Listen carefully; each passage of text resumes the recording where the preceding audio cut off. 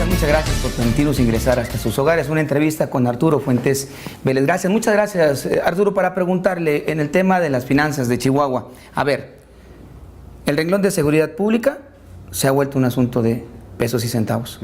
El asunto de la salud se ha vuelto un asunto de pesos y centavos. De la educación, de pesos y centavos. Todo ahora depende de pesos y centavos y es precisamente lo que no tenemos en Chihuahua.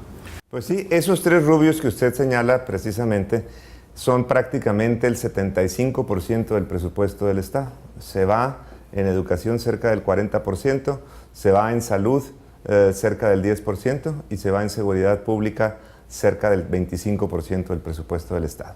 Y estamos verdaderamente en una situación complicada, no solamente porque las demandas son crecientes en las tres materias, cada vez hay que contratar más maestros, hay que abrir nuevas escuelas, hay que tener salud para todos los chihuahuenses, hay que tener atendidas las necesidades de seguridad, sino porque la situación económica del Estado y del país en general pues son complicadas.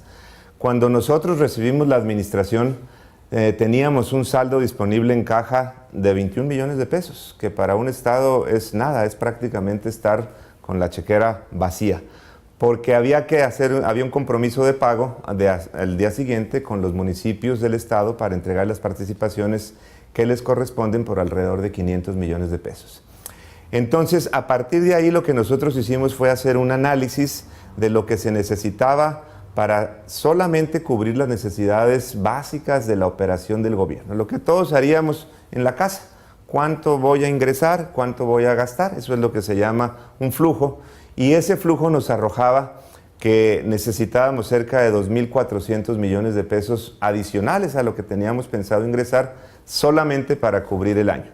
Por eso es que decidimos solicitar un crédito de corto plazo. Esta es una condición que está prevista en la Ley de Deuda Pública del Estado, en la Ley de Disciplina Financiera de los Estados y Municipios, y entonces a través de un proceso competitivo que no es más que abrir las cartas y decirle a todos los bancos, a ver, aquí está esta necesidad del Estado de Chihuahua, yo necesito 1.800 millones de pesos y los voy a colocar o se los voy a pedir prestados al que me dé las mejores condiciones. Vinieron 5 instituciones bancarias, hicieron sus ofertas al mismo tiempo, por escrito, se abrieron en presencia de todos y acabamos contratando un crédito con una de las mejores tasas que se han contratado para créditos de corto plazo en el Estado en la historia reciente. Pero eso no fue suficiente, porque cada día, cada semana, pues van apareciendo nuevas facturas, nuevos compromisos de pago, dependencias que se agotaron su presupuesto de 12 meses, se lo agotaron en 9, es el caso particular del ICHISAL, el Instituto Chihuahuense de la Salud, llegó con nosotros y nos dijo, oye, pues ya no tengo presupuesto, porque lo que se usaba es que el presupuesto se acababa en septiembre y entonces nosotros llegábamos en octubre y en octubre nos daban una ampliación y nos decían, bueno, gástate todo esto adicional. Pero esas ampliaciones se dieron muchas veces sin tener el soporte de los ingresos adicionales. Entonces le decían, tú te puedes gastar 300, 400, 500 millones de pesos más sin que hubiera la misma cantidad en los ingresos. Por eso es que el Estado llegó a la situación de deuda en la que se encuentra. A ver, secretario, quienes nos ven, incluso su servidor, sí, desconocemos términos o detalles de finanzas. Sí. ¿Pero qué pedir un crédito no es endeudar más a un Estado en donde nos dicen ya no nos podíamos endeudar más? Hay dos formas de pedir un crédito. Hay un tope para los créditos bancarios de largo plazo. Ese estamos topados. El techo para el Estado de Chihuahua son 24,000 millones de pesos y lo que el Estado de Chihuahua tiene pedido en créditos bancarios de largo plazo son 24,000 millones de pesos.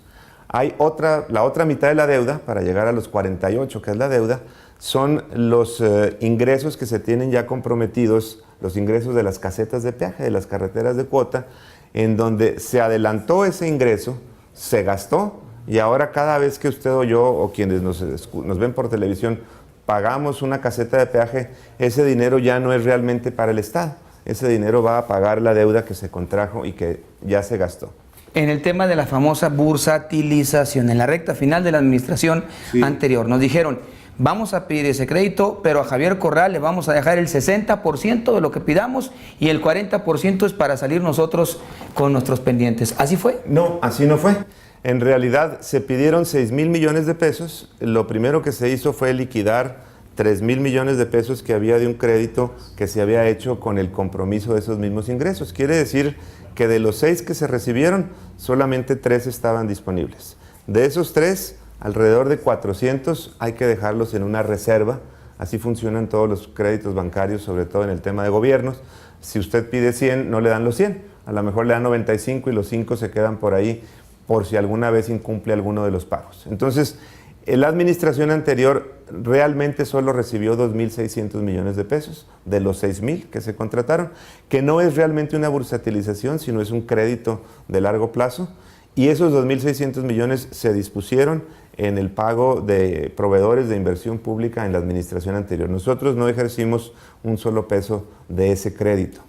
Por eso es que tuvimos que ir por el de 1,800. Y el de 1,800, sí, usted tiene razón, es deuda, pero es deuda de corto plazo. Es una deuda a 12 meses que se paga con las participaciones federales y que está establecido que se puede pedir precisamente para cubrir necesidades de gasto corriente. Es cuando a usted o a mí a lo mejor nos falta dinero y usamos la tarjeta de crédito y entonces nos financiamos con la tarjeta de crédito, que es muy caro, por cierto, sí, pues que no lo aconsejo, pues no. Que no lo aconsejo, pero es el símil a lo mejor, ¿verdad? De repente no sé que no me va a alcanzar la quincena, pero tengo la tarjeta, bueno, pues doy el tarjetazo y el mes que entra espero pagarlo, ¿verdad? Entonces no te alcanzaba con tu dinero, menos con algo que prestas, porque ello conlleva un interés. Entonces te rebasas. Secretario, a ver, la gente nos dice a la redacción, entendemos lo que nos dicen, dejaron una situación financiera en quebranto. Pero yo fui a tramitar mi licencia de manejo y ahí pagué 1,300, 1,400 pesos. Pero yo fui al registro civil y ahí hice un trámite y ahí tuve que hacer otro pago. Lo de la red carretera me explica, yo vengo de una caseta en donde tengo que pagar. ¿Por qué el Estado dice que no hay ingresos o que no hay ingresos suficientes o que no hay dinero cuando todos los días ingresa dinero a las arcas del Estado por distintos conceptos? Todos los días ingresa dinero y qué bueno que las personas se sigan acercando a cumplir con esas obligaciones y todos los días se gasta. Digo, hay que pagar la operación propia del gobierno, hay que pagar nómina de maestros, hay que pagar nómina de enfermeras, hay que pagar nómina de doctores, de policías, de los servidores públicos cada 15 días. Esta necesidad que yo le comentaba hace un momento de la diferencia entre los ingresos de octubre a diciembre es porque en estos meses son menos los ingresos que se tienen. Todos sabemos que al principio de año, cuando hay que hacer la revalidación vehicular, cuando se pagan los impuestos federales y el Estado recibe una mayor participación por el pago del impuesto sobre la renta, tanto de personas como de empresas, ese primer trimestre o incluso ese primer semestre del año es el semestre más fuerte, es el periodo más fuerte de ingresos. Y esos ingresos de la primera parte del año deben reservarse para poder cubrir la parte final cuando en noviembre ya nadie tiene dinero para andar pagando cosas. Por eso es que si esa previsión no se hace, si no hay un manejo ordenado de las finanzas, no es un ingreso lineal. O sea, los que tenemos un salario, pues sabemos que cada día 15 o cada día 30 recibimos una cantidad y es igual todos los meses. En el caso del gobierno no es así. El gobierno recibe más al principio del año y recibe menos al final. Por eso al final, si no tiene las reservas necesarias, no le alcanzan esos ingresos que se dan todos los días para cubrir su gasto. A ver, señor secretario, ahorita venimos, le decía, llegamos aquí unos minutos tarde porque estábamos con los diputados de todas las fracciones parlamentarias en el Congreso del Estado y nos dicen que lo dicho por el gobernador de los más de 7,000 millones de pesos, pues por lo menos la mitad parecería hay una justificación válida para pagar. El resto tenían sobreprecio o fueron empresas creadas únicamente en el primer mes y terminaron su existencia en el último mes de la pasada administración para darse de alta como proveedores de insumos carísimos, muchos de ellos inservibles y otros que ni siquiera existieron. Ese escenario nos dicen, contemplamos incluso no pagar porque no procede. Es correcto. ¿Es así?